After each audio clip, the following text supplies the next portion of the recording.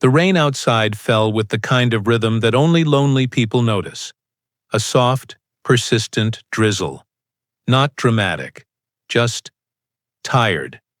It tapped the dusty windows of Gus's diner, a place time had forgotten, or maybe just skipped over.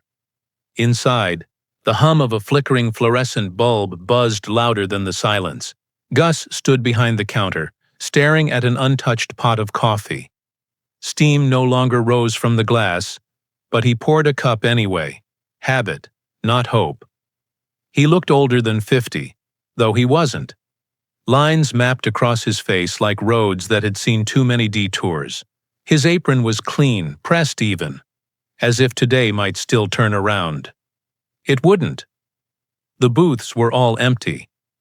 The jukebox in the corner hadn't sung in weeks, and on the wall beside the register, a yellowed eviction notice curled at the edges, clinging to its final pushpin like it was afraid of falling too. Some places die slowly, not with fire, but with forgetting. Gus's diner wasn't failing because of bad food. It was just invisible.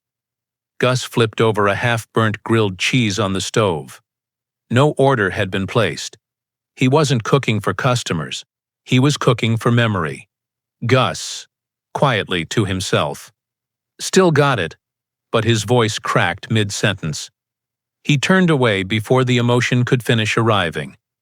The only company he had was a small battery-powered radio perched near the window. It buzzed static for a moment before giving up entirely, and then a knock. Soft, unsure. 3 quick taps. Gus froze, spatula mid-air. Another knock. This time louder. Then silence, his brows furrowed. He walked to the fogged-up glass, wiped it with the edge of his sleeve, and saw only shadows beyond the neon open sign that no longer glowed. He unlocked the door slowly. Hinges creak. A gust of cold wind pushed past him like an impatient ghost. Outside stood a small figure soaked to the bone. No coat, bare arms, eyes too big for such a small frame. A boy. Gus's voice caught in his throat. "Gus, you lost, kid?" No answer. The boy looked up. Not with fear, with hunger. Not for food, but for something softer, something warmer.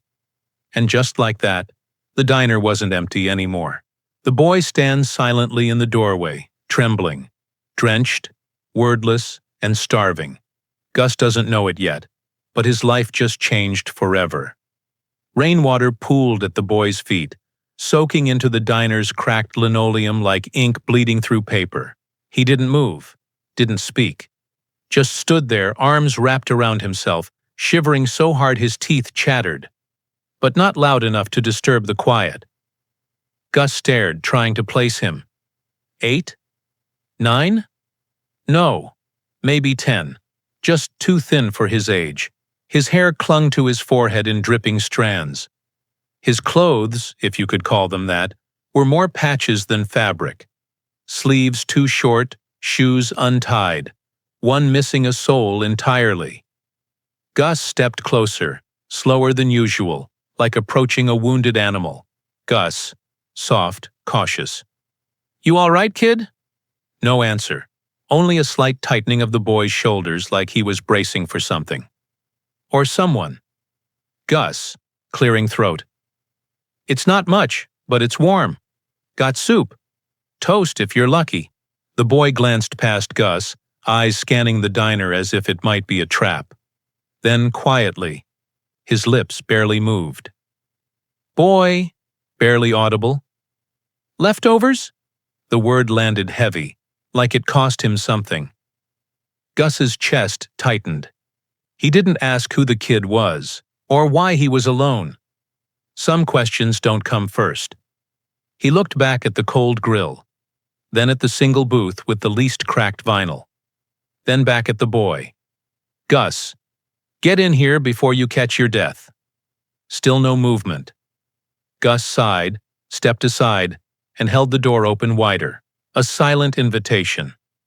For a moment the boy just stared at the space he'd been offered. as if he'd never been let in anywhere without a catch. Then slowly, wordlessly, he stepped forward. Inside, his feet made soft, squelching noises with each step. He left a trail of rain and dirt, and something else, something Gus couldn't name yet, but it smelled like change. The door shut behind him with a soft click. The boy sits silently, soaked and shaking. Gus places a plate in front of him. The boy attacks the food like he hasn't eaten in days, but won't say a word. Then Gus notices the bruise. Gus placed a steaming bowl of soup in front of the boy, the kind of meal that could quiet the world for a while. Thick potato broth, bits of carrot, the last of his celery. Nothing fancy, but it was warm. And tonight, warmth was worth more than flavor. The boy didn't wait for permission. He grabbed the spoon with both hands, as if afraid someone might snatch it away. Soup spilled over the edge as he shoveled it in. He burned his tongue once, winced, then kept going anyway. Gus stood behind the counter, pretending to wipe glasses, watching. Not with judgment, with a kind of ache that comes from remembering hunger too well. You can tell a lot about a person by the way they eat when no one's watching. Hunger's the one truth nobody can fake. After a few minutes, the boy slowed down, eyes darting up like he suddenly remembered where he was. Gus, gently. "Easy, kid. There's more where that came from." The boy froze mid-bite. His small shoulders stiffened, his spoon hovered in the air. He didn't look grateful. He looked uncertain, as if he'd never heard someone say, "There's more," and mean it. Boy, quietly. "You don't have to waste it on me." Gus sighs. "Son, if there's one thing I've got too much of, it's leftovers." He smiled. The boy didn't. He just stared at the table, at the crumbs, the cracks in the wood, the steam fading from the bowl, like he was memorizing proof that this moment was real. Gus leaned back against the counter. Rain still whispered against the windows. The world outside had gone cold and dark. Inside, it was still and golden. But then, as the boy reached for the bread, his sleeve slid down. Gus saw it, a faint mark, purple and yellow, just above the wrist, a bruise. Not new, not accidental, the kind that told stories the mouth never would. Gus's eyes hardened, not in anger, in understanding. "Gus," softly, almost to himself. "Who did that to you, kid?" The boy froze. His hand trembled mid-air. No answer. Just a stare, hollow, sharp, and pleading all at once. The silence thickens. Gus knows the boy's hiding something. He pulls up a chair, voice low and kind, ready to ask the question that might change everything. Gus pulled out, the chair across from the boy, and sat down slowly, his knees cracking like old wood. The diner was still empty except for them. And in the hush of warm air and ticking clock hands, the silence felt almost sacred. The boy didn't lift his eyes, just kept breaking his bread into smaller and smaller pieces, like each crumb gave him something to do with the pain. "Gus," gentle, steady. "You don't have to tell me much, but I need to know one thing. Are you in danger?" A pause, then a slow shake of the head. "Gus," soft. "All right. Then maybe start with your name?" The boy's hands stopped moving. His shoulders curled in a little, as if names carried weight, as if even that felt like giving too much away. "Gus." "Okay. No name, that's fine." He leaned back in his chair. "Gus," lighter tone. "You talk like my toaster. Quiet until it burns you." That got the tiniest twitch. Maybe a smile, maybe a twitch. Gus couldn't be sure, but it was something. He tried again. "Gus, you live nearby? Got a house? Family?" The boy looked up finally. His eyes were dark and tired, like they'd already seen too much of the world. "Boy," softly. "No house, Gus." "All right, what about your folks? Parents?" The boy hesitated longer this time. His lips pressed into a hard line. His fingers tightened around the spoon like it grounded him. Boy. I don't remember. That wasn't entirely true, and Gus knew it. But he didn't press. He just nodded. Gus, quiet. Sometimes forgetting's the safest thing we know. The boy blinked fast. 1, 2, 3 times, as if the words hit deeper than he expected. Then, almost in a whisper, boy. I just don't want to go back. Silence. Gus's eyes flicked toward the bruise again. Then back to the boy. Gus, firm but kind. You won't. Not tonight. Not if I've got anything to say about it. The boy stared at him, searching for the lie. But Gus didn't blink. Gus gets up and walks to the back pantry. The boy watches, confused, until Gus rolls out an old quilt on stacked flour sacks and says softly, "You'll sleep better with the oven humming nearby." Gus moved through the back of the diner like a man who knew every creak in the floorboard by heart. He flicked on the pantry light. A soft golden glow buzzed to life, revealing shelves lined with dented cans, flour bags, and old cookie tins he hadn't opened in years. The boy followed behind cautiously, his footsteps light but unsure. He stopped at the threshold, watching Gus kneel beside a stack of flour sacks. No words, just movement. Gus rolled up the legs of his sleeves and pulled out an old wool blanket from a plastic bin labeled "Winter Emergency." Then a second, then a third. He laid them gently over the sacks, layering them with the precision of a man who had once made beds for someone he loved and hadn't had the chance since. He folded one corner back, patted the top. Gus, soft. Oven's on the other side of that wall. It hums a bit at night, but it'll keep you warm. The boy's eyes scanned the space. No door, no lock, no hidden catches. Just warmth. And a spot someone had made. For him. He stepped inside. Slowly, the scent of flour, cinnamon, and old wood surrounded him, strangely comforting, like something from a life he didn't remember living. He sat down on the makeshift bed, then curled up without being asked. Gus, gently. "You need anything? You knock. I'll be out front." The boy nodded once, eyes already half closed. But then, just before Gus turned away, the boy reached into his tattered hoodie pocket and pulled out a folded, weather-worn photo, edges torn, corners creased. He stared at it for a long time, then clutched it to his chest like it was his last piece of home, and laid his head down on the flour sacks without a sound. Gus lingered at the doorway for a moment. He looked at the boy, then the photo, then killed the pantry light. Some kids carry toys to bed. Others carry what they've lost. The oven hummed softly. Outside, the rain faded into a gentle hush. Inside, a boy slept for the first time in what felt like forever. The next morning, as Gus cleans the booth, he finds the photo the boy dropped. And on it, a grand mansion with stone columns, a gold crest on the gate, and a smile he doesn't recognize on the boy's face. Morning crept into the diner through streaked windows, casting long bars of sunlight across the checkered floor. The coffee pot gurgled. The fryer hissed to life. But there were no customers, just routine. Gus stood behind the counter, wiping down mugs that didn't need wiping. He moved slow this morning, not because he was tired, but because something had shifted. That boy, that bruise, that silence, it all sat in his chest like a stone that wouldn't move. He stepped toward the pantry to check on him but paused. The door was cracked just enough. Inside, the boy, still curled up tight, breath slow and even. Gus didn't wake him. Instead, he turned back toward the booth where the boy had eaten last night. The seat still bore a damp shadow from the boy's soaked clothes. Beside it, tucked into the corner of the cushion, was the photo. It must have fallen out while he sat there. Gus picked it up carefully, holding it by the edges like it might crumble under his fingers. It showed a mansion.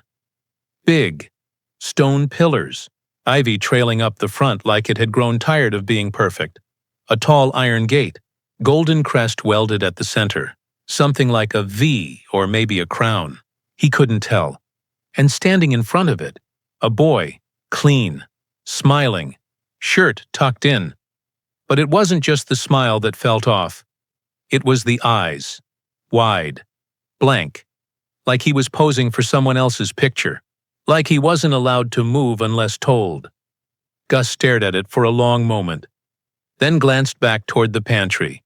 You can dress a child in silk and marble, but it doesn't mean they're safe. He folded the photo quietly, slipped it into his back pocket.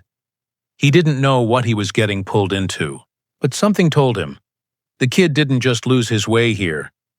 Something sent him, or made him run. Later that morning, as Gus flips pancakes and the boy helps without speaking much, the sleeve rides up again. This time Gus sees it clearly, a strange tattoo or branded mark on the boy's wrist. Familiar, sharp, maybe a family crest. The sizzle of pancake batter on the griddle filled the diner with soft golden sounds. Gus moved with practiced ease, flipping with one hand, reaching for syrup with the other.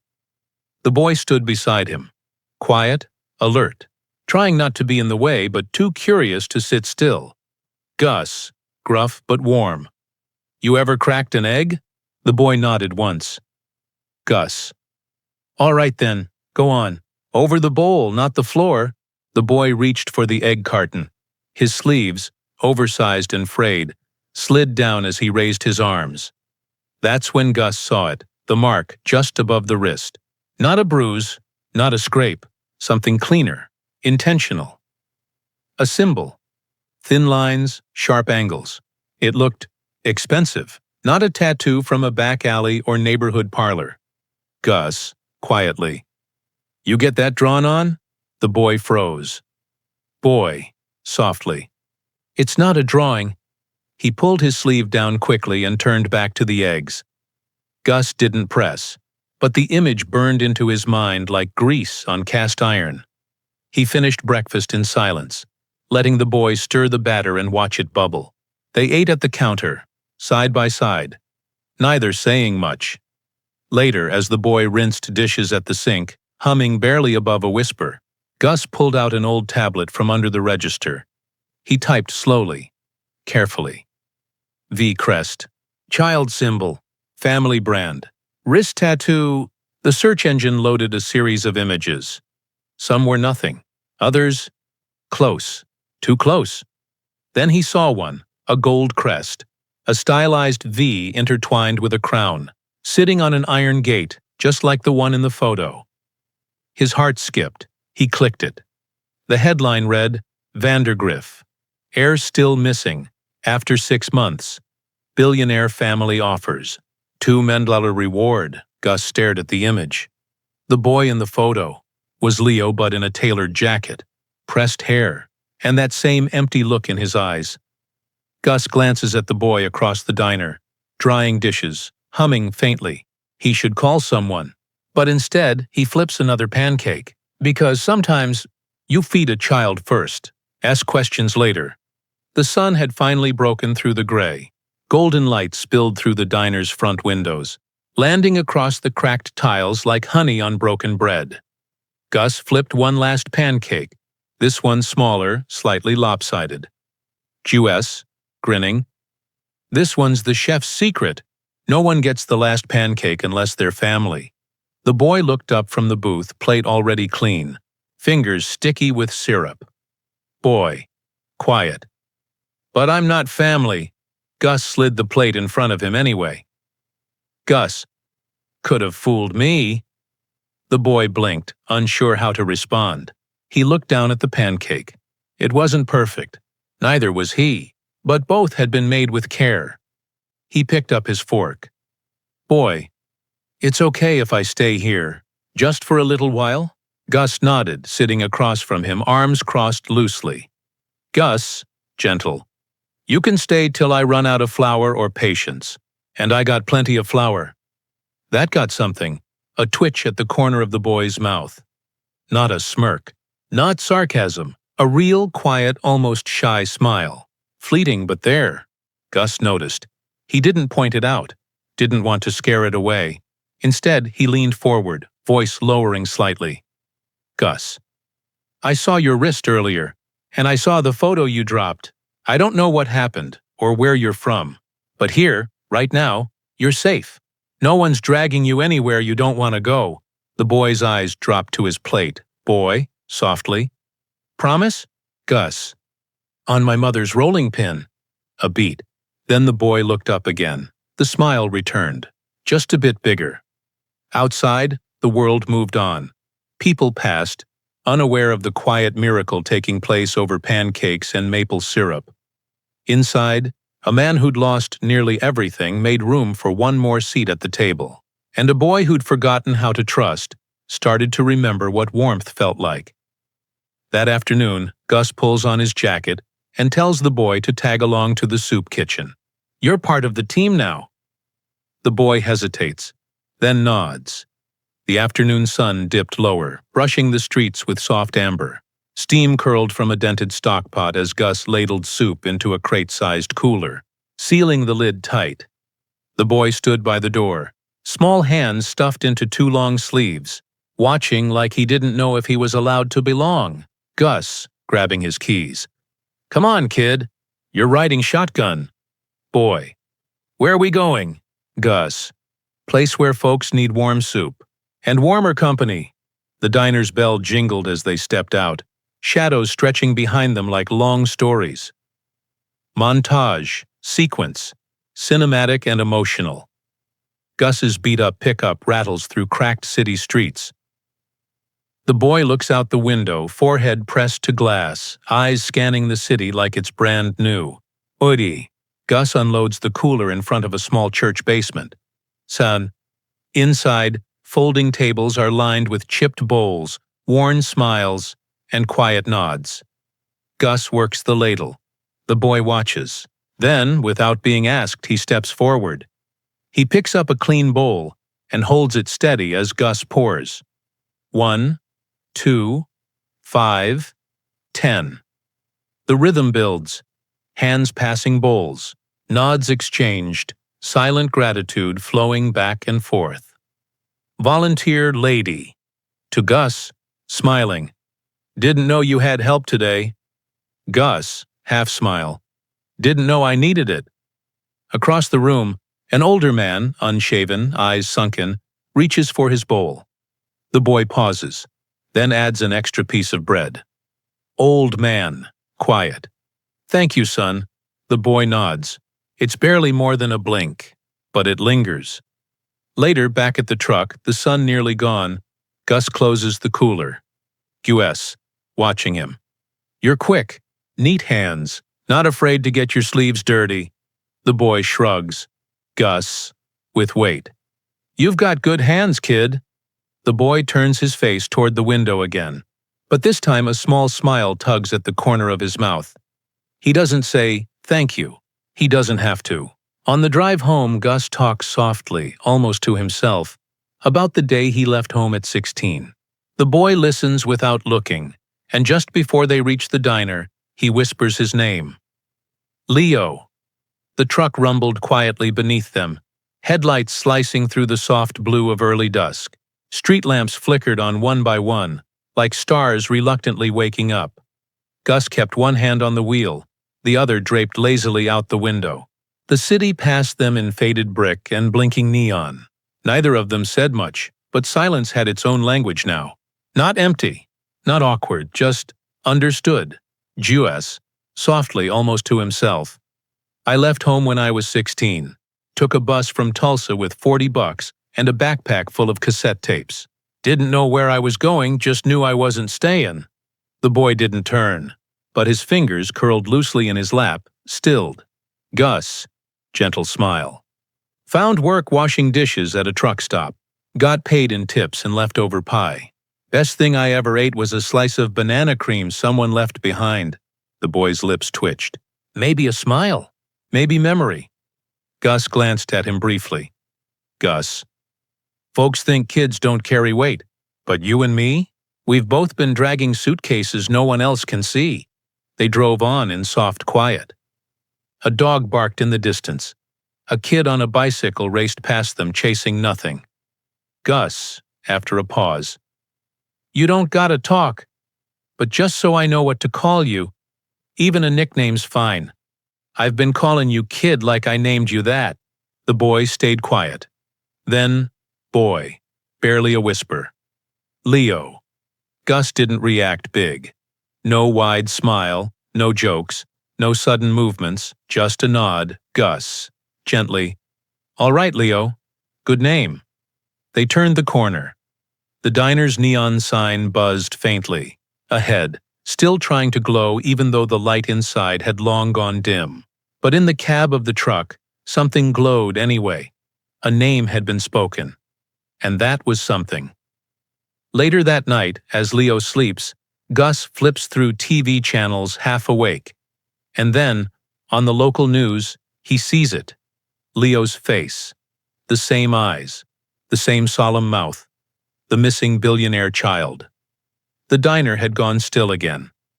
Leo was curled on the pantry bed, wrapped in the soft hum of the oven and the weight of borrowed warmth. His breathing was steady now. Not restless like before. Safe, or something close to it. Gus sat out front, alone in the dim glow of the countertop lamp, a half-finished crossword in front of him. The TV above the fridge flickered, its volume low, more background noise than anything else. Reporter, TV, voice. "Still no leads in the ongoing search for the missing child of tech billionaire Malcolm Vandergriff." Gus didn't look up right away. He circled the word second chance in the puzzle, pen slowing only when. Reporter. "Last seen 6 months ago.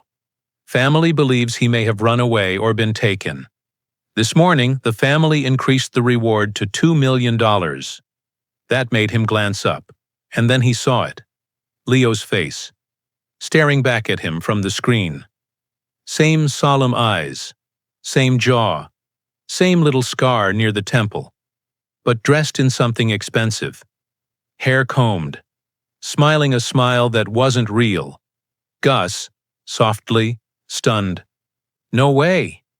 The photo zoomed out, showing the boy standing stiffly between two sharply dressed adults.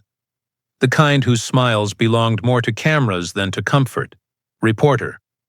"Malcolm and Celeste Vandergriff are urging the public to report any sightings immediately. Authorities believe he may be traveling under a different name." Click, Gus turned off the TV. The silence that followed was deafening. He leaned back in his chair, staring at the blank screen. He didn't need the headline to tell him. He already knew. Sometimes your gut knows before your mind is ready to follow. Gus rubbed his jaw, eyes drifting toward the hallway. Leo was still back there, sleeping, peaceful. Gus looked down at his coffee, suddenly cold, and then at the folded photo in his pocket. Gus, to himself. "What in God's name did you run from, kid?" The next morning, townsfolk start trickling in for breakfast, drawn by the energy. Gus serves with quiet tension. Leo busses tables shyly. But outside, a sleek black SUV parks across the street, watching. Morning came with the smell of cinnamon and sizzling butter. For the first time in weeks, the diner door jingled before the closed sign could be flipped around. A couple of old-timers shuffled in, coats still damp from the morning fog. Earl, grinning, rubbing his hands. "Well, You're open before 9 a.m.? What's the occasion?" Gus, wiping his hands on his apron. "Decided to let the sun beat me today. Don't get used to it." A chuckle passed between them. Leo stood off to the side, quietly wiping down the sugar containers, sleeves rolled up just enough to work. Not enough to reveal.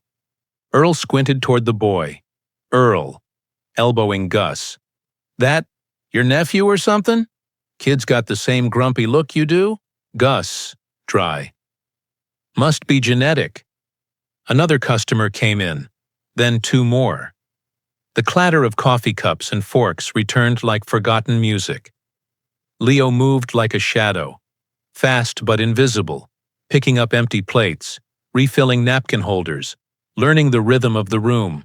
No one asked his name, but they noticed him. Patricia, calling across the counter. That stew yesterday? Still dreaming about it? You bottle that, I'll buy a crate. Gus nodded. Gus had a good helper. He glanced at Leo, who froze for a second. Then resumed cleaning, face turned away just enough to hide the hint of a smile.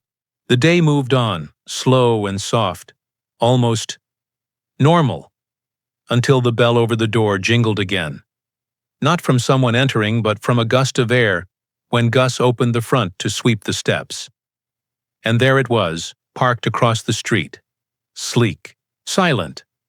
A black SUV with windows tinted too dark to see inside. It didn't move, didn't idle, just sat there, watching. Gus narrowed his eyes. Some eyes don't need to blink to be dangerous. The way that SUV watched them, it wasn't casual. It was waiting. He stepped back inside, closing the door slower than usual. Leo looked up from behind the counter. Gus didn't say anything, but he locked the door. That night, Gus can't sleep. He sits at the counter, staring at Leo's wrist in his memory. The sharp mark. He opens his phone, searching again. And this time, he finds the truth. The symbol belongs to the Vandergriff family. The diner was dark, chairs flipped on tables, the radio silent. Only the soft hum of the cooler and the occasional creak of old wood filled the night air. Gus sat alone at the counter, sleeves rolled up, phone glowing in his hand. Outside, the black SUV was gone, but the feeling hadn't left. That prickling behind his neck? Still there. He exhaled, pulled out the folded photo again, uncreased it carefully. The gates, the stone steps, that gold emblem stamped above the boy's head, and that wrist mark. He closed his eyes for a moment, replayed it. Leo's sleeve sliding up. That sharp-lined crest branded into his skin like property. Gus, to himself. Not a tattoo, not a drawing, not a game. He opened a search bar and started typing. Tattoo, wrist, child, crest. Family symbol V crown. Runaway child branded mark. Missing boy gold emblem gate. Results flooded in, irrelevant at first. Fashion logos. College crests. Symbols from old secret societies. But then, one hit different. An article from a business gossip site. Inside the Vandergriff legacy. The billionaire family that owns half the state. A photo accompanied the article. The same golden crest, woven into fabric on a boy's cuff. Gus clicked it. More links. One led to a news site. He froze. Leo's face. Again. A different angle. Younger. Still clean cut. Still distant. Headline. Heir still missing. Malcolm Vandergriff's adopted son. Vanishes without a trace. $2 million reward offered. There it was. The same boy. Different world. Gus's stomach dropped. He wasn't just lost. He'd been owned, and someone out there wanted him back. He backed away from the screen slowly, like it might bite. Gus, under his breath. What the hell did you run from, kid? He looked toward the hallway, then at the front door, and then back at the window, where outside headlights passed slowly and didn't stop. The next morning, Gus gently confronts Leo. Tell me the truth, kid. Who are you? Leo doesn't get angry. He just looks down at his hands and says, they cared more about cameras than hugs. Morning came heavy. The diner smelled like coffee and quiet tension. Gus stood behind the counter, flipping through receipts he wasn't really reading. Leo sat at a booth by the window, knees up on the seat, cradling a cup of cocoa like it was armor. Neither spoke. Not at first. The photo was folded neatly beside Gus's register. The internet tab still open on his phone, glowing faint behind the sugar canister. Gus watched Leo out of the corner of his eye. Small frame, tense shoulders. Always watching the door like he expected someone to burst through it. Gus, finally gently. "You know I ain't stupid, right?" Leo looked up slowly. "Gus," lowered voice. "You're the kid in the photo, the one from the news. I saw the mark, the gate, the crest. I know who you are." Leo didn't deny it. He just stared into his cup. "Gus, I ain't mad you didn't tell me, but I need to know the truth. Why'd you run?" A long pause. Leo set the cocoa down, both hands trembling around the mug. "Leo," quietly. "They said I was lucky. Said I should be grateful to be chosen." Gus, gently. "Chosen?" Leo. "They adopted me for press. They had me wear suits, smile for photos, stand still, be quiet. I had to call them mom and dad on camera. But they never even learned how I liked my eggs." Gus's jaw clenched. Leo's voice cracked. "Leo. They fed me steak and silence. Took pictures of me at parties but never hugged me after. They had a room for me, but it wasn't a home." He looked up, eyes suddenly sharper. "Leo. They cared more about cameras than hugs." Gus didn't speak. Didn't need to. He crossed the diner slowly, pulled out the seat across from Leo, and sat down. "There are wounds you can't see on a body, but you hear them when a child talks like this." He hadn't run away. He'd run toward something, and maybe it was here. Gus leans forward and asks, "Do you want to go back?" Leo looks at him, panicked. "No, please, I can't. Not even for money. Not even for real parents." The silence after Leo's confession felt heavier than any storm. Outside, the town was waking up. Delivery trucks humming past, dogs barking, shopkeepers unlocking doors. But inside the diner, the air stood still. Gus leaned forward on his elbows, eyes locked on Leo. "Gus," carefully. "You think they're looking for you?" Leo nodded, but slowly, like someone who'd grown used to being hunted. "Gus, do you want to go back?" That's when Leo's eyes widened, like the question itself had struck him. "Leo," rushed, voice shaking. "No, please, I can't." Gus stayed still. "Leo, you don't get it. Everything there is cold. Even the light in the house. It's white and loud and fake. Like hospital light." He wiped his nose on his sleeve, breath catching. "Leo, they had rules about everything. When to eat, when to smile, when to breathe. They let photographers in my room.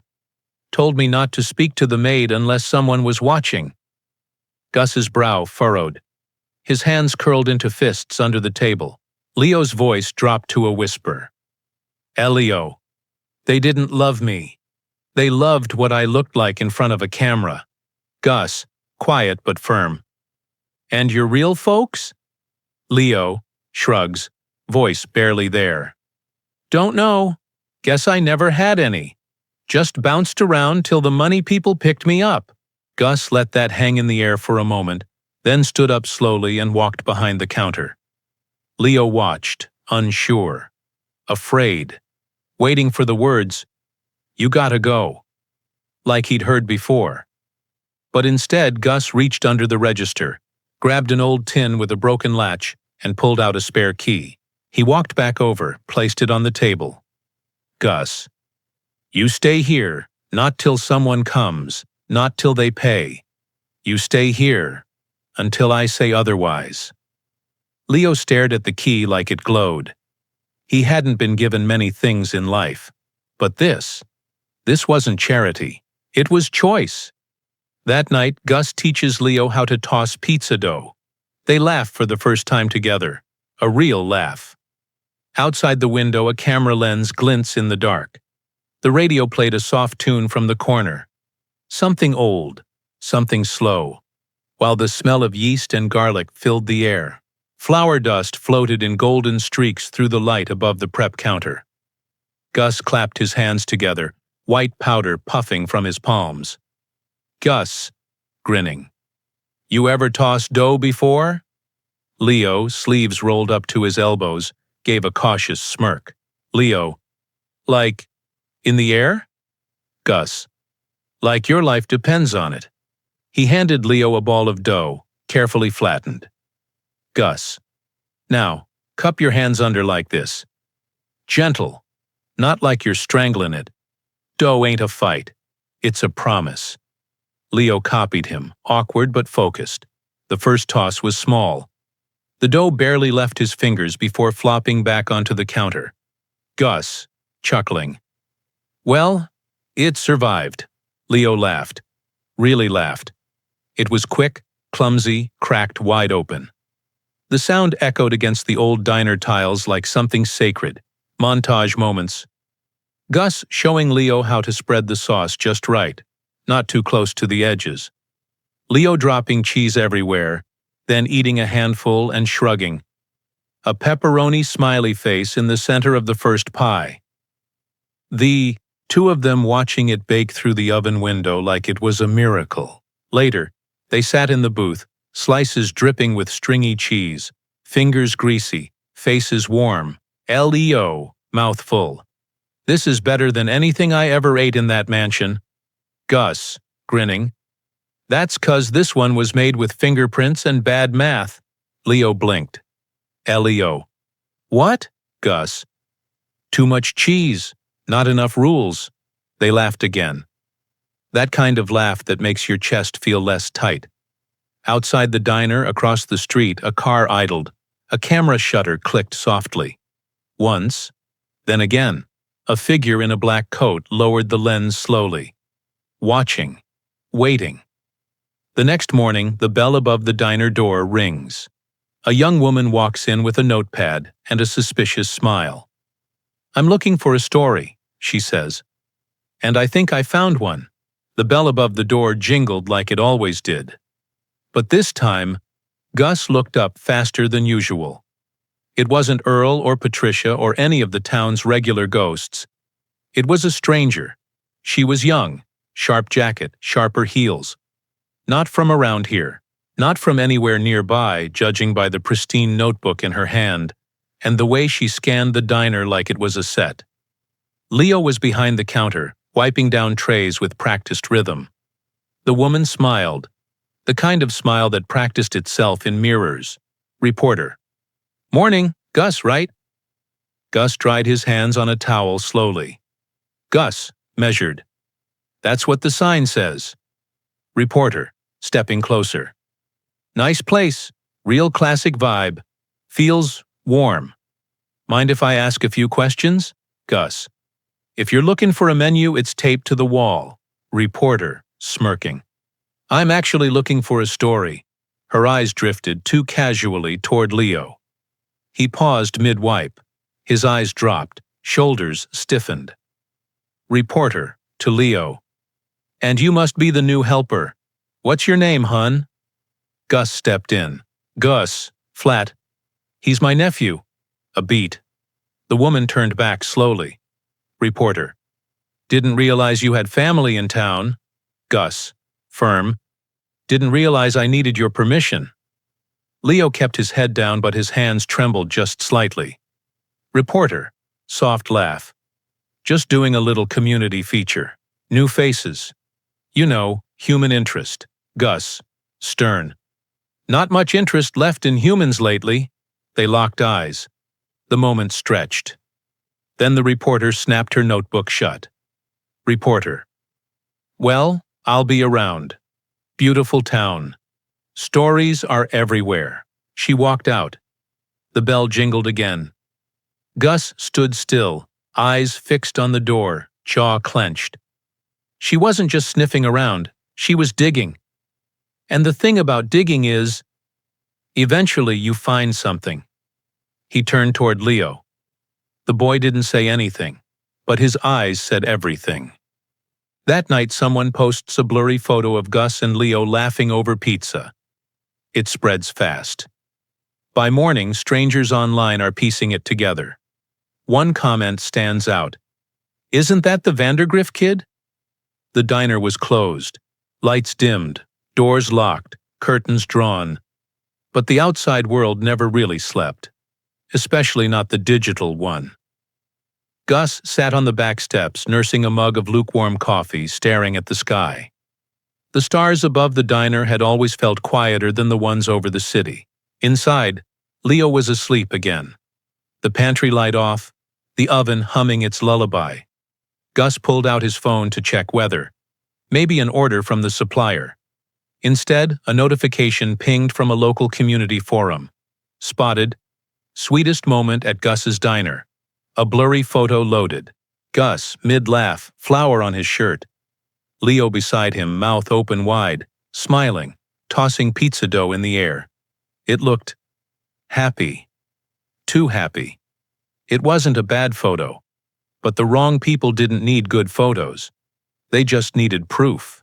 More notifications, likes, shares, comments. Someone reposted it to a parenting group. Then another. Then a viral local Twitter account. Gus scrolled. Wholesome content alert. Who's the kid? This just melted my heart. Wait, anyone else think he looks familiar? A pause. Then, a comment that froze Gus mid-sip. That's the Vandergriff kid. The missing heir. Look at the eyes. The replies piled in like bricks falling from a great height. No way. Look at the wrist in the other photo. Zoom in. You can see the mark. Guy's name is Gus. Someone find him. That kid's worth millions. Gus's heart started thudding slow, hard. He looked back through the kitchen window at the pantry door. Still closed. Still safe. For now.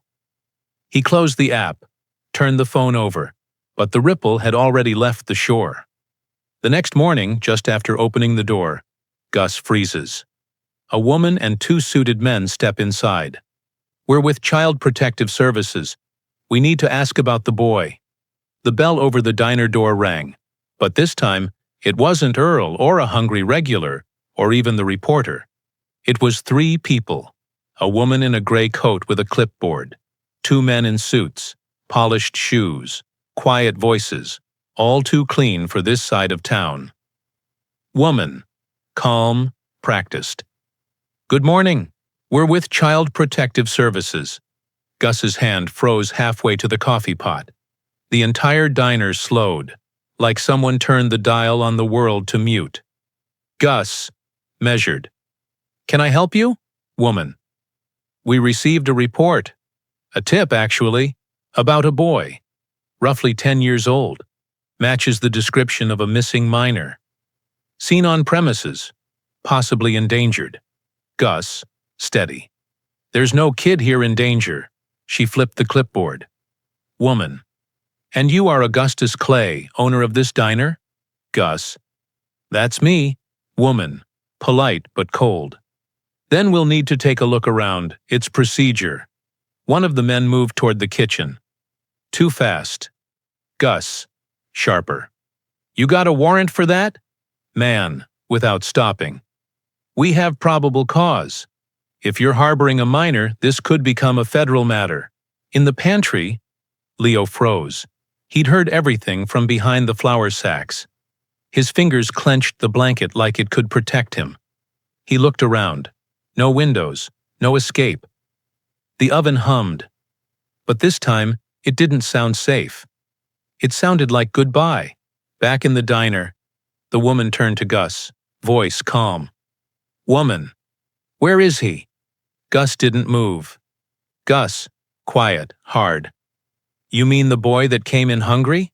The one no one gave a damn about 6 months ago? Woman. Sighing. Please. We just want to help him. Gus held her gaze, but his jaw twitched.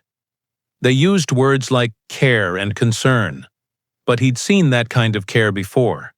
The kind with rules and reach and no heart.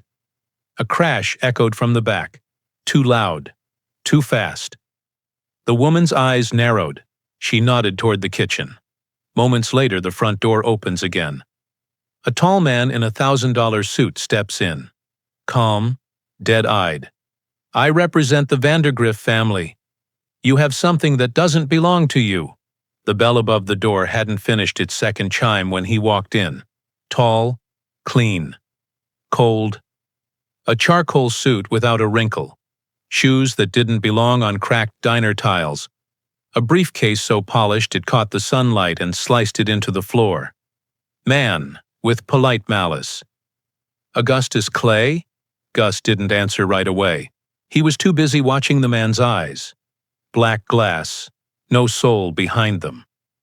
Man, stepping closer. I represent the Vandergriff family. He opened the briefcase without breaking eye contact and slid a thick envelope across the counter. Man. Cease and desist. Emergency custody injunction. Federal order of compliance. Gus didn't reach for it. Man, calmly. You're in possession of a minor who legally belongs to the Vandergriff estate. A missing child. An heir. Gus. Low. Sharp. He's not a possession. Man. He's not yours.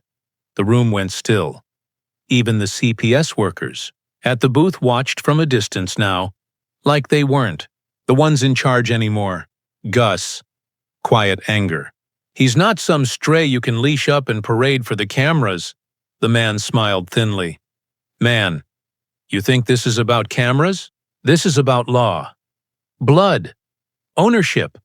That word. Ownership. It hit Gus harder than he expected. He stepped forward, eyes hard now. Gus, growling. He's not cattle. He's not yours. Man, dropping all pretense. You have 24 hours to return him quietly, or we return. With the police. He turned and walked out, the briefcase clicking shut like a gavel. The bell rang. Gus stood still, fists clenched behind the counter. Behind him, Leo peeked out from the kitchen doorway, pale, breath short, Leo, whispering. What's happening? Gus, not turning. Trouble, kid. Trouble dressed in tailored suits and legalese. And it came with papers instead of fists. But it hit just as hard. That night, Leo has a full panic attack when Gus tries to reassure him. They're coming for me, he gasps. They always find me. Then, as Gus tries to hold him still, Leo cries, You're the only one who ever hugged me back. Night fell hard over the diner. The air was thick, too warm, too quiet. Even the oven's soft hum felt distant, like it had backed away from the tension. Gus stood in the doorway of the pantry, watching Leo. The boy was curled into himself, arms wrapped tight around his knees, back pressed to the wall like he needed to feel something solid. His breath came in fast bursts, shallow, sharp, uneven, like the air wasn't doing its job anymore. Gus, gently. Hey, Leo, breathe for me, kid. Leo shook his head, eyes wide, pupils like pinholes. His lips moved, but the words didn't make it out. Gus, stepping closer, kneeling. It's all right. You're not in trouble. Leo, gasping. They're coming. They always come. No matter where I go. Gus. No one's taking you tonight. I swear it. But Leo's panic was already louder than Gus's voice. Leo. I heard him. He said I'm theirs. He had papers. He had everything. He said I'm a thing, like a car, or a thing. Gus reached out, gently placing a hand on Leo's shoulder. And Leo jerked back hard, crawling to the corner, hands over his ears. Leo, breaking. Don't touch me. They only touch when cameras are off. When no one's watching. His voice cracked open like a fault line. Leo. They all say they care. But you're the only one who ever hugged me back. Gus's chest pulled tight. He didn't speak. He just moved slow, real slow, and sat cross-legged on the floor. Hands open, no pressure. Gus, quiet. I ain't going anywhere. Leo, you can panic. You can scream. You can be a mess. But you don't ever have to be scared alone again. Leo's breathing slowed, not all at once, like a train grinding to a stop. He leaned forward and let Gus hold him. Sometimes the bravest thing a man can do is sit with a child's fear and not run from it. At dawn, Gus packs a duffel bag. We need to disappear a few days, he says. Leo doesn't ask where. He just grabs his shoes. They drive until the buildings fade to trees. Dawn arrived in shades of soft gray. No birds sang. No sirens wailed. Just the stillness of early morning when the world forgets to make noise. Gus zipped a worn duffel bag shut. Inside, 2 flannels, a bag of pancake mix, a first aid kit, and Leo's folded drawing. He looked over at the pantry. Leo sat on the edge of the makeshift bed, already dressed, backpack clutched to his chest like a shield. No questions, just quiet waiting. Gus, softly.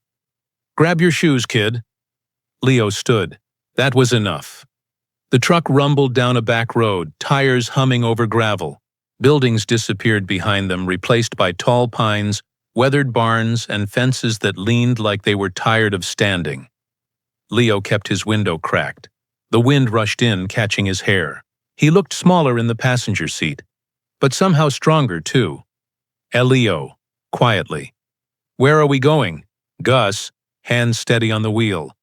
Somewhere no one asks questions. Old friend of mine's got a place up north.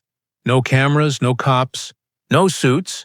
Leo looked at him, eyes tired but trusting. Leo, is it far? Gus. Far enough for the truth to breathe. They pulled up to a small cabin tucked behind a curtain of cedar trees. Chickens scratched in the yard.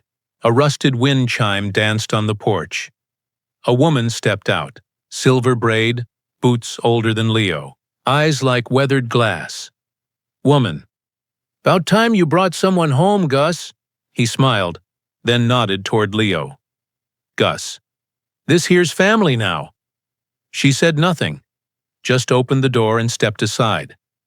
Inside, the cabin smelled like wood smoke and something baking. Leo looked around. A worn couch, a quilt on the wall, a record player in the corner. No cameras, no rules, just, to Leo softly. No one will find you here. Sometimes shelter isn't a roof. It's the first time your breath doesn't hide in your throat. Leo exhaled. For real.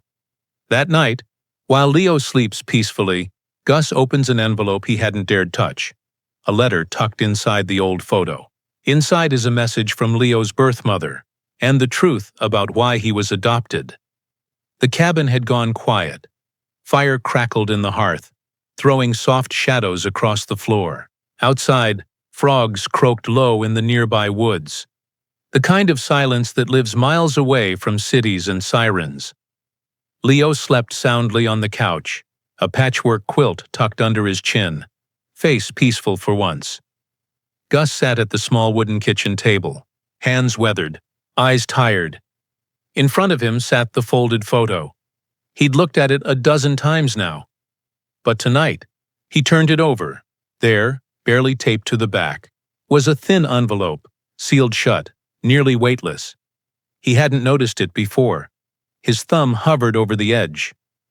Then, he opened it. Inside was a folded letter, written in delicate handwriting, the kind that had once known wealth, but not comfort. He unfolded it slowly. Letter, V.O. If you're reading this, it means I didn't get the chance to tell Leo myself. I loved him the moment I held him, even if I wasn't allowed to keep him long. They told me I wasn't fit, too poor, too messy, but they didn't see the nights I held him when he wouldn't sleep. They didn't see the lullabies, the socks I stitched, the stories I whispered. Gus blinked hard, jaw clenched. Letter, V.O. continues. The Vandergriffs didn't adopt Leo to love him. They did it to restore an image, a press headline, a legacy bandage. They took him because I didn't know how to fight them. I hope someone does. His hand shook as he lowered the letter. He looked at Leo, curled up peacefully by the fire, then back at the letter. And for the first time since this all began, Gus felt rage, not protective instinct, not quiet concern, pure, righteous anger. They hadn't just lost him. They'd stolen him. And the world had applauded. The next morning, Gus gets a phone call from a blocked number. A stern voice. You've crossed a line. If you don't return him by Friday, you'll be arrested. Gus hangs up and starts packing his things for court.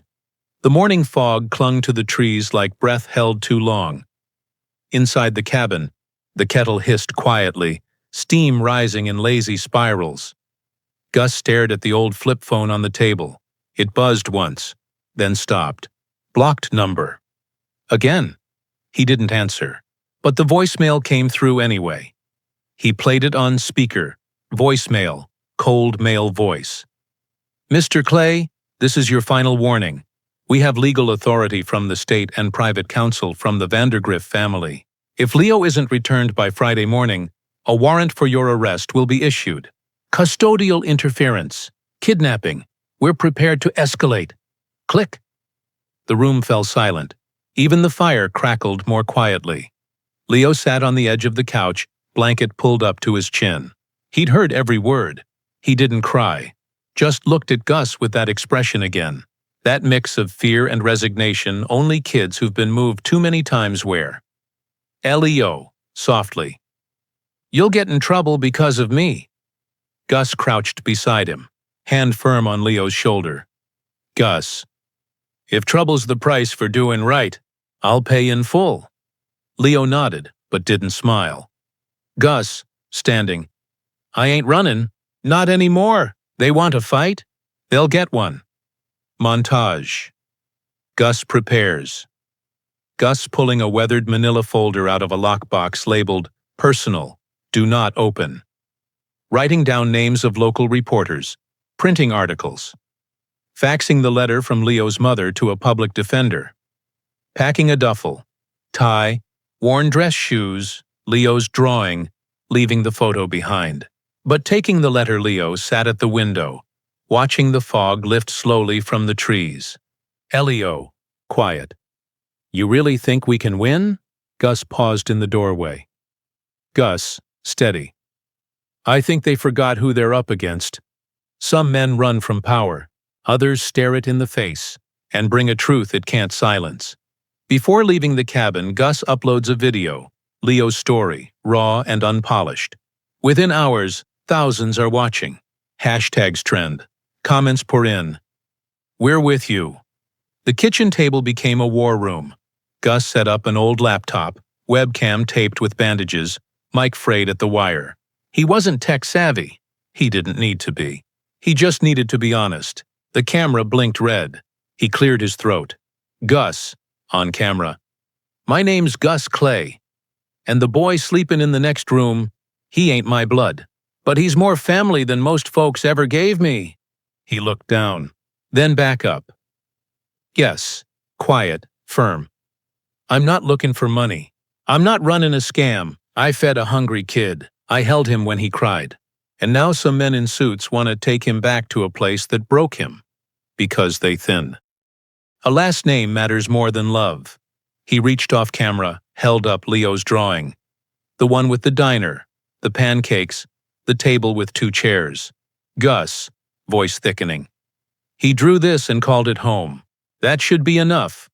Montage sequence. Gus hits upload. The video lands on a small parenting forum. Then on a local Facebook group. A retired teacher shares it. Please watch this. I remember Leo. He was quiet. This man is saving him. Shares, comments, hearts, thousands. Then hundreds of thousands. You're a hero, Gus. Don't let them take him. He belongs with you. That letter from his mom broke me. Let Leo stay. Home is more than blood. Trending. Let Leo stay. Justice. For Leo. Gus and Leo leaned over Gus's shoulder, eyes wide. He saw strangers fighting for him. Loving him. Believing him. He didn't speak. But his hand reached for Gus's and held it. Sometimes one voice shakes nothing. But many? They shake walls. Gus closes the laptop. It's time, he says. Leo nods. They pack the truck and head back toward the courthouse. Not to surrender, but to fight. The cabin door creaked open just after sunrise. Gus stepped outside first, scanning the tree line like he expected shadows to move. They didn't. Only the wind stirred, soft and steady, brushing through the pines like a whisper. Go. Leo stood behind him, backpack slung over one shoulder, holding a folded piece of paper in both hands. Leo, quiet. You sure we're ready? Gus, gruff but soft. Nope, but being ready never stopped the world from throwing punches. We show up anyway. They packed the truck slowly. No rush, no panic. Like they weren't running anymore. Because they weren't. They were returning. Montage. Visual and emotional. Leo placing the letter from his birth mom gently in a plastic folder. Gus smoothing down his only suit jacket, brushing off dust from years past. Leo buttoning up a clean shirt, tucking it in, then untucking it halfway. Gus taping a handwritten note to the cabin wall. Thank you. For shelter. For stillness. They climbed into the truck. The old engine coughed awake. Birds scattered. As they pulled onto the gravel road, the city shimmered faintly in the distance, like something made of glass and memory. Leo, after a long silence. If the judge says I gotta go back, will you still be my friend? Gus, not taking his eyes off the road. Kid, you could move to the moon, and I'd still be your family. We're stitched in now. Leo looked down at his hands, then pulled something from his backpack, a red apron, slightly stained, frayed at the bottom. He held it up. Leo, small voice. Do I wear the apron? Gus glanced over, a half-smile breaking through the weight of everything. Gus, you wear that like armor, son. They weren't driving toward a courthouse. They were driving toward a fight, and this time they weren't alone. They walk into the courthouse side by side. Inside, lawyers shuffle, cameras flash. But Gus keeps a hand on Leo's shoulder, steady as stone.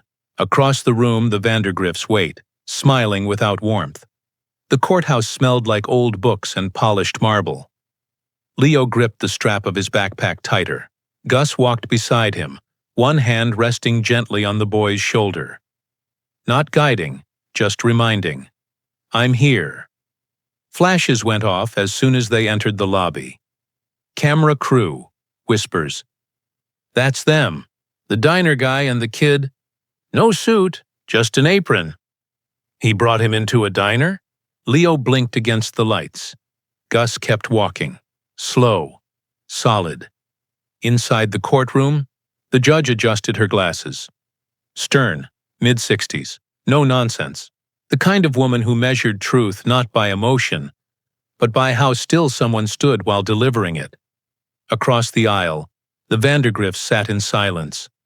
Celeste Vandergriff wore pearls and a look like she was doing charity by existing. Malcolm Vandergriff stared forward, hands folded, jaw tight. The lawyer at his side stood as the session began. Lawyer, crisp, cold. Your Honor, the child in question was taken from a secure residence under suspicious circumstances. Mr. Augustus Clay is not a guardian. He is not related. He is not certified in any capacity to care for a minor. He is, at best, a short-order cook. A few in the courtroom shifted. Gus didn't flinch. Lawyer, conted. And at worst, Your Honor, he is an opportunist, a fraud, taking advantage of a vulnerable child, gaining public sympathy and viral attention, while unlawfully keeping him from his rightful home. Gus's fingers curled around the edge of the table. Leo sat beside him, shoulders stiff, eyes fixed ahead. Like if he blinked, he might vanish. Judge, firmly. You will refer to the minor by his name, not his property. The lawyer nodded, fake civil Jus, to himself low. Rightful home, huh? We'll see about that. They brought lawyers. He brought truth. Now all that mattered was who the judge believed. The judge clears her throat. Mr. Clay, I want to hear from the child. Leo steps forward, nervous. Gus whispers, just tell your story, Leo. No one can take that. The courtroom air tightened like it could feel what was about to happen. The judge folded her hands. Judge, gentle but direct. Leo, can you come sit up here, please? Leo froze. Gus leaned toward him. Gus, soft whisper. You don't have to say anything you don't want to. But if you're ready, tell your story. No one can take that from you?" Leo nodded once and stood. The room watched as this small boy, in scuffed sneakers and a diner apron, climbed into the witness chair meant for adults. The bailiff adjusted the mic, but Leo didn't lean in. He just spoke loud enough to be heard. "Elio. My name is Leo. I don't remember my real last name, but I know I don't want theirs." Gasps, a few whispers. The judge raised a brow. "Judge, you mean the Vandergriff family?" Leo nodded. "Elio. They adopted me after my last home said they couldn't keep me. Everyone kept saying I was lucky." He looked at the lawyer across the room. "Elio. But no one ever asked me how I slept at night." Celeste Vandergriff shifted. Uncomfortably, Leo, voice trembling but growing. "They gave me a room with gold curtains and marble floors. But no one hugged me. No one listened when I had bad dreams. They fed me steak but made me eat it alone." A long pause. Leo, looking directly at the judge. "But Mr. Clay, he didn't ask for me. He just saw me. He gave me pancakes and let me cry without telling me to stop." He took a deep breath. "Elio, he didn't buy me. He kept me. That's what family is." The room went still. No shifting. No murmurs. Even the judge didn't blink for several seconds. Sometimes the loudest testimony comes from the smallest voice. The judge turns to Gus. "Do you have anyone who can speak on your behalf?" Gus nods. One by one, regulars from the diner step forward. "He raised us, too." The judge looked over her glasses at Gus. "Judge, Mr. Clay, do you have anyone who can speak to your character?" Gus nodded. "Gus, I didn't ask them to come, but I reckon they'd want to." The doors creaked open, and one by one they filed in. Not lawyers. Not experts. Locals. Earl, old denim jacket, coffee-stained hands, limped to the front. Earl, gruffly. "Gus gave me free meals when my pension dried up. Didn't ask questions. Just fed me till I could stand again." Patricia, the retired teacher, walked in next. Patricia. "When I lost my son, Gus brought me soup. Every week. Didn't talk, just sat. Sometimes the quiet helps more than words." A young waitress, barely 20, tears already in her eyes. Waitress. "He taught me how to flip eggs without breaking the yolk, then taught me how to believe I wasn't broken either." The judge listened. No objections came from the Vandergriff side. Because there weren't any. These weren't rehearsed statements. They were lived ones. Montage. Voices stacking.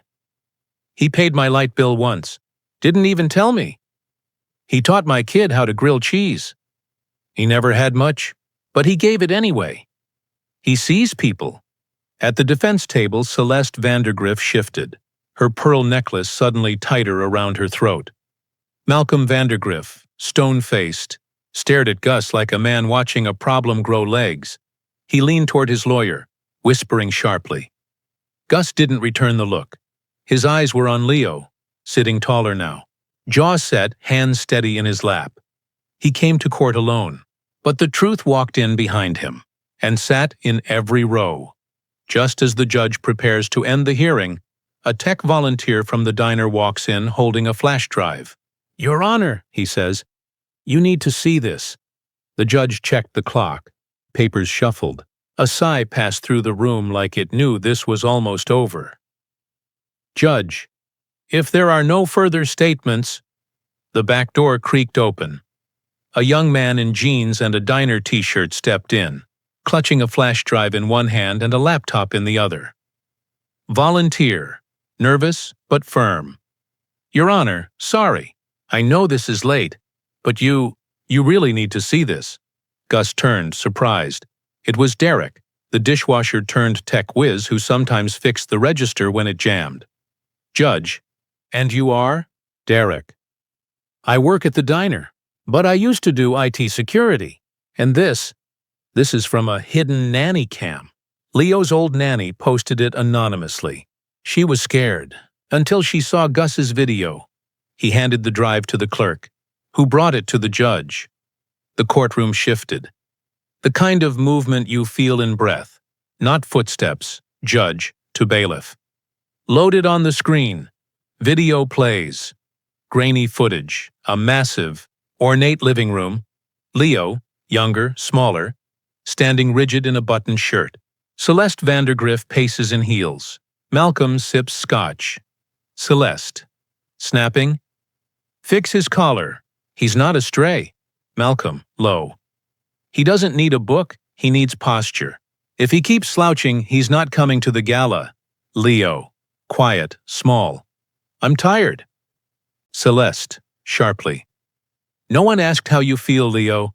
Malcolm grabs Leo's arm, too hard. Leo flinches. The video freezes on Leo's face. Terror. Silence.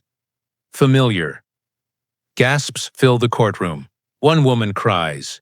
Someone mutters, "Monsters!" The judge closes her eyes slowly, then opens them like a gavel. Judge to bailiff.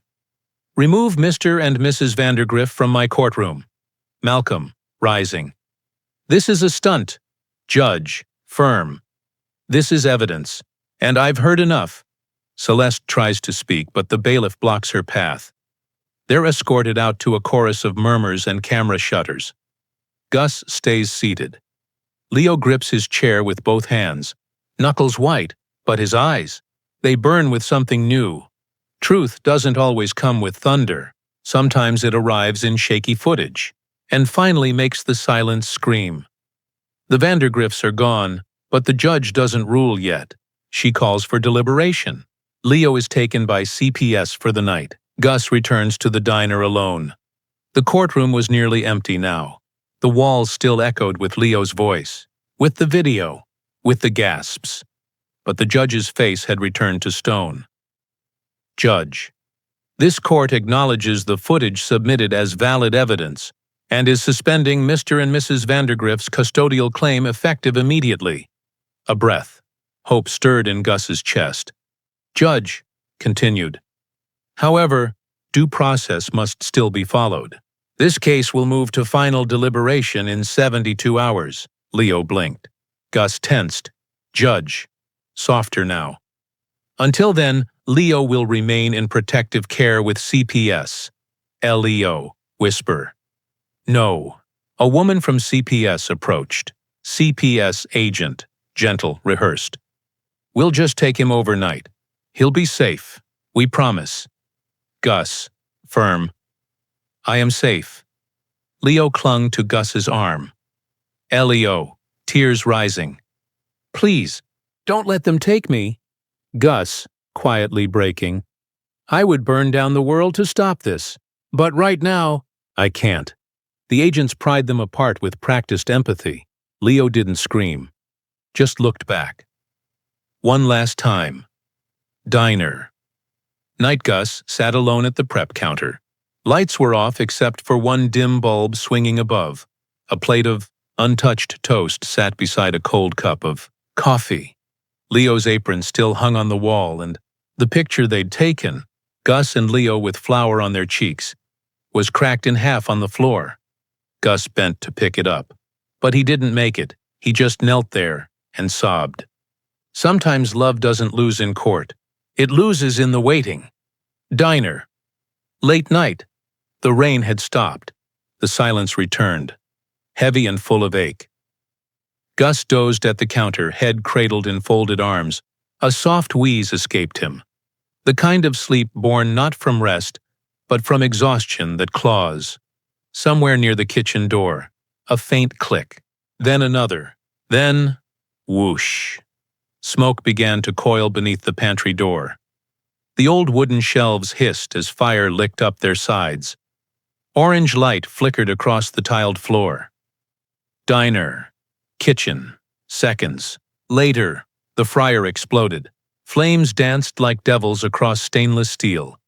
A framed photo of Leo, taped near the register, blackened at the edges.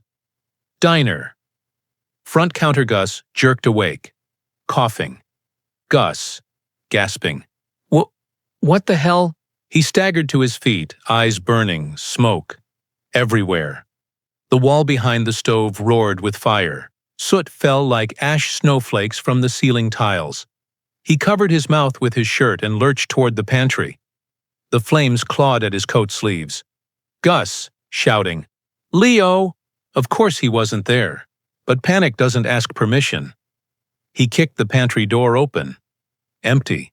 Except, on the shelf, the torn photo of Leo clutching his first plate of pancakes. The drawing Leo had done, a stick, figure chef with a crown. Gus grabbed them. Fire tore through the curtains. The ceiling above him groaned. Crack, a beam gave way. Gus was hit by falling, wood and black smoke.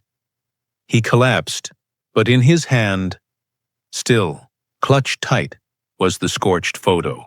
Unwilling to let go. Diner, ambulance lights. Minutes later, paramedics surrounded him. The diner was now a funeral pyre of memories, and above it all, Leo's sign, Clay's Comfort Kitchen, began to fall. Some flames burned down buildings. Others burned down the parts of us we weren't ready to lose. In the sterile hospital light, Gus stirs. A small hand squeezes his. Leo is there, whispering, "I never left you in here." Hospital room. Night. The world returned in muted tones. White walls. Beeping monitors. A plastic water cup on a side tray. The sterile smell of antiseptic. And something else. The faint scent of smoke still clinging to the blanket. Gus blinked. His body ached like it had been stitched back together by pain itself. He turned his head, slowly, toward the window. Rain tapped the glass again. Soft now. Apologetic. And then, a small hand crept into his own. Gus, groggy. "Leo?" The boy sat in the visitor chair, curled up in his hoodie. Hood pulled low, eyes tired, but dry. He looked like a child who had crossed 1,000 miles barefoot just to sit there. Leo, soft. "I told him I had to use the bathroom. Then I ran." Gus, trying to sit up. You what?" Leo, grinning faintly. "They won't find me. I followed the ambulance, and the lady at the front desk said, 'Room 304, that's the fire guy.'" Gus, half laugh, half tear. "You're insane, kid." Leo, more serious now. "You went back in for a drawing. Who does that?" Gus turned his head away. His voice cracked. "Gus, you're not just a drawing." "Leo." Leo slipped his hand to Gus's chest, right above his heart. "Leo," quietly. "I never left you in here."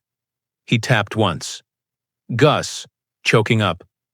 "You always say the most dangerous things in the calmest way." They sat there. No more words needed. Only the beeping. Only the rain. Not all rescues come with sirens. Some come with quiet hands, and hearts that remember where to return. Leo sneaks a letter to the judge. Inside, a child's drawing. A home, a table, a chef, and a boy with a crown.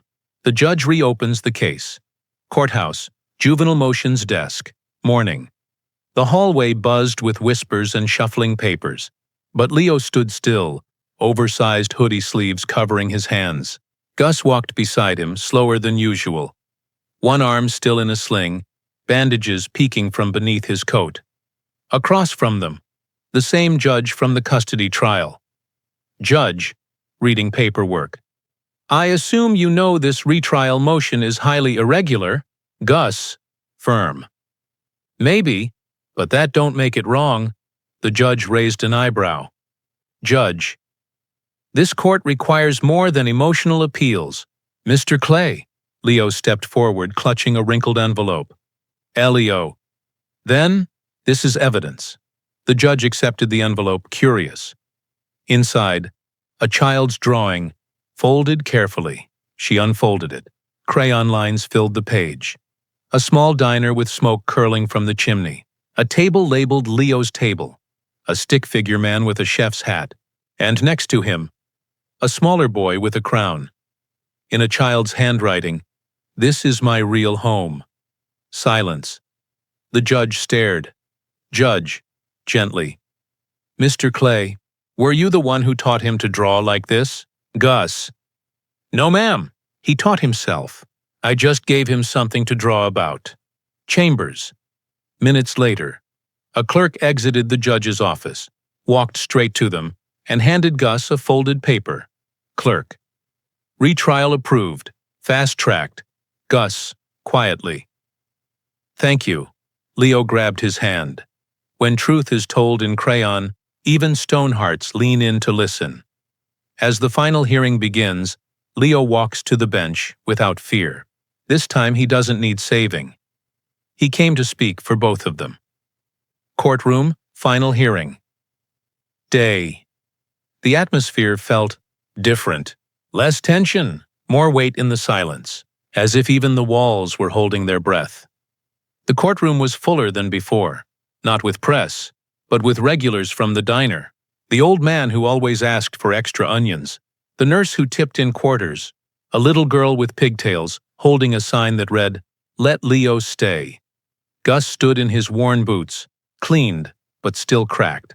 Leo sat beside him in a collared shirt 2 sizes too big. The sleeves rolled twice. Judge, reading. Having reviewed testimony, supplemental evidence, and verified incidents of neglect in the former residence, she looked directly at Gus. Then Leo, Judge, softer. This court hereby grants full guardianship of Leo Vandergriff to Mr. August. Clay! The room didn't erupt. It exhaled. Like the world had been holding its lungs. Underwater for too long, Leo turned. Gus didn't move at first, like his soul hadn't caught up to the moment. Then, slowly, tears filled his eyes. Gus whispers, "You're safe now." Leo leaned in, wrapped his arms around Gus's neck. Leo, muffled in hug. "Zoe, can I call you Dad now?" Gus froze, then smiled, wide and crooked and full. Gus, voice thick. "Only if I get to call you mine." Not all victories are loud. Some just feel like coming home. Community crowds around a rebuilt diner. A new sign covered in cloth. Leo and Gus stand on the porch together. Time to reveal the name. Rebuilt Diner. Early morning. Sunlight bathed the fresh white paint in gold. The scent of sawdust still lingered. Brand new windows gleamed, reflecting a town that had come alive. Not from wealth, but from heart. A crowd had gathered. Locals, former customers, and curious strangers from nearby towns. Some brought flowers. Others brought hammers months ago when the fire happened. They had rebuilt this place together. Diner, kitchen. Continuous Gus stood at the new stove. He wore a crisp apron. Same old name stitched across the chest. Clay. But Leo stood next to him now, apron too big, but tied with purpose. Leo, grinning. "Can I be in charge of the eggs this time?" Gus. "You burn them, you're washing pans for a week." Leo, smirking. Deal. Laughter. The spatula was handed over like a baton. Diner porch. Later. The crowd hushed as Gus stepped forward. Leo stood beside him holding a rope. A large white sheet covered the new sign above the doorway. Gus, addressing crowd. This place was built on second chances, some given, some earned, but all of them fed by love. He nodded to Leo. Leo tugged the rope. The cloth dropped. The new sign read, "Leo's Table Home tastes better when it's shared." A pause, then applause, then cheering. Leo beamed. The kind of smile that rewrites childhoods. Some names are earned, others are gifted, but the ones carved in wood and memory, they're forever. Inside, Leo runs his fingers across the menu. One item glows bold. Leo's first pancakes. Leo's table diner. Day sunlight spilled in through the clean windows, casting golden reflections on polished countertops. Everything felt familiar, yet new. Restored, but not rewritten. Leo walked the floor with a quiet kind of pride. Not loud, not showy, just present. He passed by the chalkboard menu. His fingers paused on one item, Leo's first pancakes, buttery, uneven, and made with love. Leo, grinning to himself. You left the typo in. Gus, off-screen. Not a typo if it's the truth. Gus walked over, adjusting his apron, holding 2 steaming mugs. Gus, continuing. They were uneven, and slightly burned. Still the best I ever tasted. They sat at a booth in the corner, the one where Leo used to hide behind the salt shaker. Now he sat tall. On the wall nearby, a framed version of Leo's crayon drawing. The home, the chef, the boy with the crown. Leo, quietly. It's weird. Seeing my name out there. It doesn't feel like just mine. Gus nods. That's 'cause it's not. He looked around the room, filled with people who had cheered, cried, rebuilt. Gus, softly. This name belongs to both of us, and everyone who ever walked in needing more than a meal. Leo looked out the window, the sign glowing in sunlight. Legacy isn't just what you leave behind. It's what you invite others into. Gus steps into the kitchen. Leo follows, notebook in hand. Today, we make the red sauce. No shortcuts. Leo's table. Kitchen. Midday. The kitchen buzzed softly with life. Pots simmered, dough rose under damp towels, and soft jazz hummed from the little speaker near the spice rack. It wasn't chaos. It was rhythm. Leo stood at the prep counter, sleeves rolled, eyes focused. A worn recipe notebook lay open in front of him, pages dog-eared and smudged with sauce. Jewess, watching. You measure salt like a man who's been heartbroken. Leo, grinning. You told me cooking was like life. I'm seasoning it with trauma. Gus barked a laugh, then leaned over. Gus. Now slow the pour. That sauce doesn't need fixing. It needs patience. Leo adjusted, stirring slower. The smell shifted. Deeper, richer. Gus, softly. There you go. Let the tomatoes speak. They moved through the kitchen like music, not choreographed, just in tune. At one point, Gus reached for an apron hanging on a hook, smaller than his usual one. He held it up. Gus, I had this made a while back. Wasn't sure when it'd be time. He handed it to Leo. Leo looked down, embroidered on the chest. Head chef? Eventually. Gus, smirking. It's a little big now, but you're growing into it. Leo, quiet. I want to cook like you one day, Gus. Kid, you're already cooking like you belong here. Leo blinked back something in his eyes. Recipes can be written in ink, but the ones that stay forever, they're passed hand to hand. A long table outside, children laughing, empty plates filling, Gus and Leo ladling soup into bowls as the sun sets. Behind Leo's table, golden hour, the sky blushed with sunset, streaks of orange and lilac stretching over the town. A long folding table stood outside the diner, covered in mismatched tablecloths. Paper lanterns hung from strings, dancing in the breeze. At one end, Gus ladled steaming soup. At the other, Leo handed out cornbread. The line of children wrapped around the building. Worn shoes, tired eyes, hopeful hearts, no cameras, no news vans, just warmth, the kind you can't fake. Montage. A little girl cradling a bowl like treasure. A boy sneaking seconds for his younger brother. Gus wiping sweat with his forearm but smiling like his soul had just eaten. Leo offering a juice box to a toddler, then crouching to tie his undone shoelace. Leo, to Gus, quietly. How many kids you think come through here? Gus. Enough that the world should be ashamed, but not so many that we can't remind them what it feels like to be seen. A beat, kid, small voice from end of table. Can I stay too? Just for a night? The voices paused. Leo looked at the boy. 8, maybe 9. Big eyes.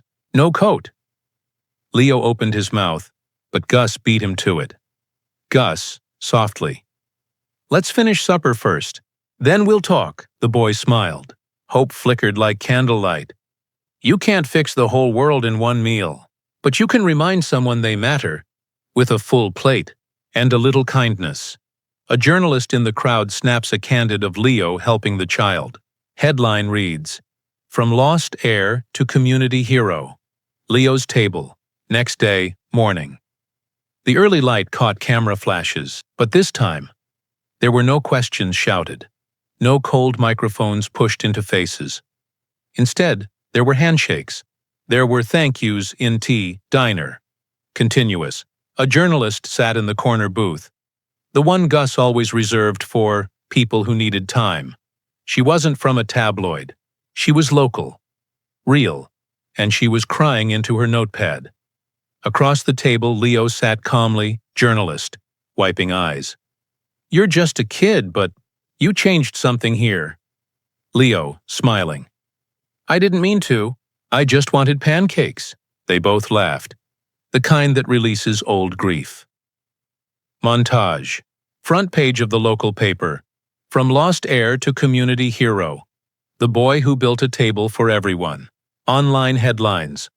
Former billionaire child now feeds dozens weekly. This diner raised a generation, and its new chef is 13. A photo goes viral. Leo handing soup to the little boy from part 39. Apron oversized, eyes kind. Thousands of comments. This is what healing looks like. Protect this kid at all costs. Real men raise kids they didn't have to. Give this diner a national award already. Diner. Moments later, a camera crew sets up, reporter, to Leo. "You okay being on camera again?" Leo looks at Gus. Gus gives a nod. Leo clears throat. "Yeah, this time, I've got something to say." Camera rolls. Leo smiles, not shy, not scared, proud. Sometimes the world tells your story before you're ready, but when you find your voice, you write it your way. Leo opens a letter. It's to the world, but written for one person only, Gus. Gus's bedroom. Night moonlight poured gently through half-closed blinds. Gus sat on the edge of his bed, hands calloused, knees aching from another long day. He reached for the envelope on his nightstand. Leo's handwriting on the front. He opened it slowly. Inside, a letter written in pencil and hope. As Gus read, Leo's voice carried over the screen. Not from the present, but from the heart. Leo, V.O. Dear Gus, or maybe I should say, Dad. I didn't know what family felt like until I forgot what fear felt like. You gave me soup, sure, but you also gave me safety. You taught me what it means when someone stays. You didn't need to, but you did. Not for a photo, not for the press, just because I used to think I was lost, that maybe something in me was too broken to belong anywhere. But then I found the flour sacks, and the pancakes, and the way you looked at me like I was already enough. Leo's room, same time Leo. Sat at his small desk, doodling a new menu idea. A soft smile played on his lips. Leo, V.O., continued. They said I was a billionaire's son, but the truth is, I didn't become rich until I met you. And now every time I open that door, every time someone sits at our table, I remember one thing. Gus's bedroom. Final line. Gus wiped his eyes, clutching the letter. Leo, V.O. I wasn't lost. I was just waiting to be found. Gus flips the diner's closed sign to open. Leo joins him at the table. One final breakfast to begin forever. Leo's table, early morning. No customers yet. Just the sun, stretching long fingers of light through the front windows. The air was still, the kind of stillness that holds gratitude. Gus stood by the door, hand on the sign. He flipped it. Open. Then turned. Leo, O.S. Got the eggs just right today. Into diner. Booth near kitchen. Leo. Sat at their favorite booth. The same one Gus once cried in, alone. Now it held 2 plates, 2 forks, and no silence. Gus. Let me guess. You added paprika again? Leo, grinning. Secret ingredient of all great chefs. Gus slid into the booth. They clinked forks like cheers.